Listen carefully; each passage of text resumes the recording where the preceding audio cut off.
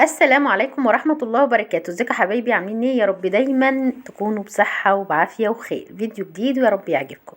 زي ما انتم شايفين رمضان حلوياته كتير وخيره كتير، ويعني عايز كل يوم بعد الفطار تعملي حاجة حلوة. وان شاء الله الفيديو ده انا عاملة فيه الجلاش والكنافة، يعني يعتبر تفصيلية. كان فطارنا سهل، يعني كنت عاملة حبة بامية وشوية رز وفراخ بالخلطة جميلة جدا. وبصوا يعني محتوانا زي ما قلنا هو فراخ عموما يعني، بس يعني دي لقطات كده عشان تشجع ست البيت انها تعمل افكار جديدة للفطار. بنجهز فطارنا ونظبط امورنا، لكن انا بداية يومي يعني بنزل عندي فراخي تحت زي ما انتم شايفين. ده الحضان اللي انا قلت لكم عليه ان هو اتظبط ودنيته حلوة يعني، والحمد لله كده. يا دوبك ان انا هعقم وممكن ادخل اي دورة فراخ فيه. طيب انت هتدخلي فيه دورة فراخ موجودة؟ انا قلت لكم ان انا بجازف والله المستعان. الدنيا عايزه كده. انا ده في مكان وده في مكان، بس هو كله في اوضه واحده. بس انا ما عنديش مكان، فهضطر ان انا اعمل كده وربنا يسترها بقى. المهم يعني دخلنا الفراخ البيضه بتاعتنا لقيناهم يعني بصوا، مفيش ميه تقريبا، مفيش ميه خالص. حطيت لهم ميه وظبطت الدنيا معاهم والحمد لله. طيب بالنسبه للخلطه اللي انا قلت لكم عليها الفيديو اللي فات، انا مش هقدر اعملها اليومين دول لان شكل الفراخ انا ما وزنتش بصراحه. بس شكل الفراخ يعني اما بمسكها كده بيبان طبعا، بيبان الفرخه. يعني انا ما شاء الله بعرف الفرخه لما بمسكها دي ميزانها مثلا 2 كيلو 2 كيلو ربع كده، من كتر ما اشتغل. طيب انا اسفه على المنظر ده، بس اللي بتربي فراخ وتشوف المنظر ده اللي هي الفضلات اللي انتوا شفتوها دي، ده معناه ان هي الفراخ جعانه قوي. يعني عشان ما تتخضوش لما تشوفوا الشكل ده او اللي هي لونه برتقاني كده، اعرفوا ان ده يعني لا هي كوكسيديا ولا كوكسيديا والمرض التاني، عشان انا بتلخبط ما بينهم. المهم يعني حطينا الارانب بتاعتنا زي ما انتم شايفين كده، كوكسيديا كولوستريديا، بس انا تقطع صح. يعني ما تخافيش من لا يكون هو مرض معوي، لا هو بيبقى هنا تجويع الفراخ، انت بتبقى مجوعه بالزياده، فبرضه ده مش حلو يعني. لا تاكلي على طول ولا تجوعي على طول، هو مقدار ساعتين في اليوم. لو زاد عن كده برضه نص ساعه ما فيش اي مشاكل، بس ما تزوديش عن كده يعني ما تشطحيش جامد. المهم يعني حطينا الارنب بتاعنا زي ما انتم شايفين كده، والارنبه بتاعتنا قولوا لنا مبروك ولدت. بس انا بصراحه ما بعرفش اصور وما بدخلش عندهم خالص، لان تقريبا الارانب اللي انا قلت لكم عليهم المره اللي فاتت احنا يعني اول ما اتولدوا احنا مسكناهم، فعشان كده هي ما عرفتش ترضعهم، فانا بسيب الارنب لحد ما يطلع عليا. حجم الفراخ تشوفيه كده في التصوير تقولي ده الفرخه ما شاء الله عليها، لكن بتمسكيها تحسي ان هي ايه، يعني برضو لسه ما جابتش الوزن اللي انت محتاجاه. كنت هقول لكم ايه تاني؟ يا ريت بقى تتفاعلوا مع الفيديو يعني. ماشي في مشاهدات، انا 50 مشاهده بالنسبه لي مش وحش والله العظيم، انا رضا والحمد لله. كون ان في حد بيدخل القناه وبيتفرج فدي حاجه حلوه. خلاص انا كده كده الساعات خلصت، والدنيا بقى خلاص ما بقاش فارق معايا غير ان يبقى في دعم للقناه، في تواصل. بس فال 50 مشاهده دول لو كل واحد هيحط لايك الدنيا هتبقى حلوه. دي الفراخ الساسو بتاعتنا ما شاء الله الحجم عندها كبر شويه. هي في التصوير باينه كبيره قوي برضو، يعني عشان برضو ايه، لا هي في الحقيقه اقل من كده، والكاميرا عندي خداعه شويه. برضو حطيت لها اكله وميه والدنيا بتاعتها حلوه يعني الحمد لله. المهم بقى عشان ندخل في تفاصيل الفيديو. انا مشكلتي مع الفراخ البلدي، الفراخ البلدي الفتره دي كشيت. انا حطيت للفراخ البلدي الخلطه اللي انتم شايفينها دي، حطيت عيش وكزب، خمرت الكزب.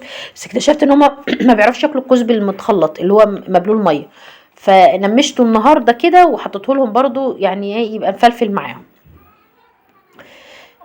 الفراخ البلدي بقى اي بواقي اكل بتحطيها، اي حاجه بتحطيها. عارفه انت لو جبتي قشر البطاطس وقشرتيه وقطعته لهم مع قشر برتقان مع اي حاجه، بس المهم يكون الحجم اللي هم يقدروا الفراخ تاكله، لان الفراخ البلدي مش بتاكل اي حاجه يعني. هي بتاكل اي حاجه لكن مش بتاكل اي حجم يعني. اقصى حاجه في الاكل اللي هي ممكن تاكله في الحجم زي مثلا حبايه الذره خلاص. طيب هنا بقى كنت بعمل جلاش. بصوا انا بعد الفطار كده انا كنت عامله جلاش قبلها بيوم والحمد لله خلص يعني. فدخلت مين عليا سلفتي، فقلنا نعمل حاجه حلوه، فبعتنا جبنا جلاش وكنافه. قلنا ان ايه يعني انتوا عايزين رمضان بقى، رمضان عارفينه بتاع حلويات بقى، وكل يوم عايزه بعد الفطار تعملي حاجه حلوه. فجابوا صراحه جابوا لي جلاش متلج قوي. لكن انت لو عامله جلاش وهو مش متلج يعني مطلعاه من الفريزر كده وسايب، هتلاقي الدنيا حلوه. هنا بقى مين اللي كان بيصورني؟ سلفتي. وعايزه اقول لكم يعني تجميع السلايف ما شاء الله، يعني بصراحه اليوم كان حلو قعدت بتاع ساعتين ساعتين ونص كده، بس بصراحه كانوا يعني ساعتين حلوين. اتمنى انها تكرر الزياره تاني يعني طول شهر رمضان. فاحنا لما بندخل المطبخ الدنيا يعني بتهيص معانا اوقات. يعني التصوير كده ظاهر لكم بس ان احنا، لكن الصوت انا حاجه حاجات كتير. فكانت من الصوت ده حاجه نعمه من عند الله يعني. هنا عملنا الكريمه زي ما انتم شايفين كده. الكريمه بقى بتحطي لبن، وبعد كده انا قايله لكم عليها في الفيديو اللي فات. وكان عندي سوداني، يعني ظبطنا الدنيا كده بحيث نعمل حاجه حلوه الولاد ياكلوها. والله هي كلنا على الواقف يعني، كلت ومشيت على طول ما قعدتش. هو يا دوبك احنا خدنا القعده بتاعتنا في المطبخ واحنا بنجهز الحاجه دي. طيب الكنافه هنا عاملاها لكم بالتفصيل اهي. بصي الكنافه عايزه تظبطيها كده براحتك، عايزه تحشيها سوداني بس براحتك، الحشوات اللي بتعجبك حطيها. انا بفضل الحشوه دي، يعني حشوه الكريمه حلوه. عندك بقى كريمه لباني وعايزه تضيفي على الكريمه ديتي اللي هي الكريمه النشا، انتي براحتك بقى. بس احنا ما كلفناش بصراحه، احنا استخدمنا او زي ما احنا متفقين بنستخدم الحاجه الموجوده في البيت. خلصنا بقى وحطيناها في البوتاجاز على نار هاديه. هنا كان الجلاش خلاص خلص، وسقيتها سمنه وحطيتها في الفرن. والفرن بتاعنا ما شاء الله عليه، يعني مش عايزه اقول لكم. ممكن تنامي جنبيه عشان تطلع اللون اللي انت محتاجاه.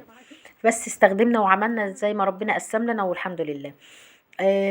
ارجع تاني اقول لكم الدعم للقناه، لو سمحتوا اللي يدخل على الفيديو يحط لايك، انا مش عايزه اكتر من كده. حتى لو ما حطيتيش كومنت مش فارق، بس المهم تعملي لايك عشان الفيديو يعني حرام 5 سنين بقى شقه في القنوات ديتي واليوتيوب والدنيا، يعني عارفين احنا بنجري وهو بيسابقنا، فمش عارفه ايه السبب. المهم يعني احنا كده كنا خلصنا الحلويات بتاعتنا، والفيديو بتاعنا حلو وجميل والله.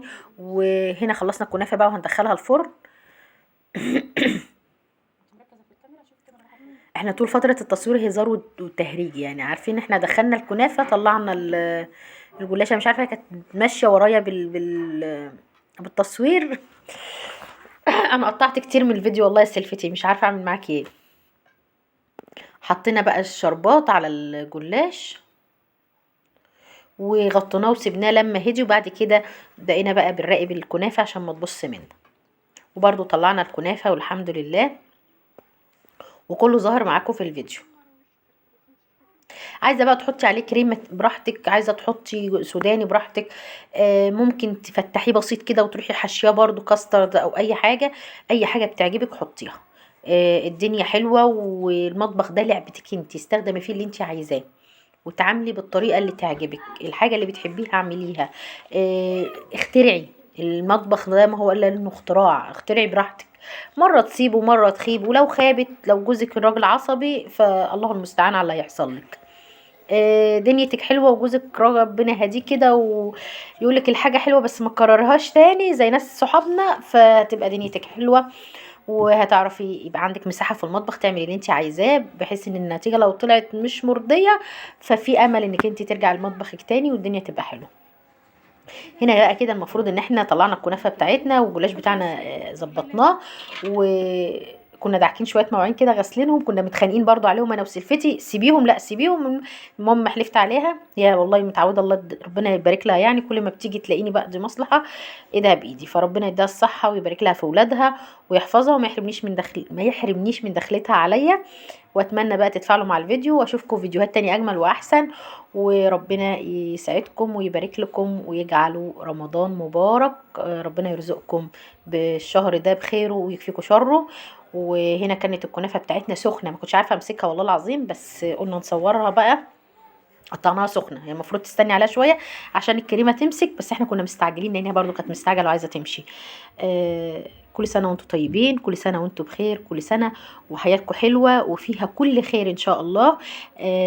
اتمنى ما تنسونيش باللايك وبدعوه حلوه من قلوبكم كده. ربنا المستعان على حياتنا الجايه ان شاء الله، ان ربنا يصلح حالنا وحال ولادنا ويرزقنا خيرهم ويكفينا شرهم.